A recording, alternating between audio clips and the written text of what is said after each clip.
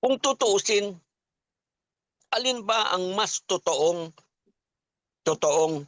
allegations? Yung laban sa presidente na sinield nila o itong gawa-gawang mga allegations laban kay Vice President? Yan, Bakit correct. gawa-gawa? Example lang, no? Bakit gawa-gawa? Yung Confidential and Intelligence Fund ka, Eric, cleared na ng COA yan eh. Mhm.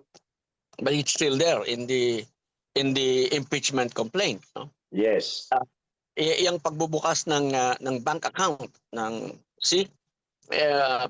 paano pwede, hindi pwede, kailan hindi pwede, sino ang magdidictate bakit pwede, bakit isang tao lang, bakit hindi natin buksan din yung iba, lalo yung mga pinangalanan na dinalahan ng maleta ng 18 sundalo. Tama. So kung magaganyan tayo, bakit nakaturo ka lamang sa isang tao? Bakit Yeah. ito lamang ba? Kung gusto nyo magbukasan, di magbukasan tayo. Buksan natin lahat. Pati mga mahistrado ng Supreme Court, buksan natin. Mhm. At nang magkaalaman tayo lahat. No? Hindi ko sinasabing mali ang Supreme Court, pero yun yung what applies to one applies to all. Yeah.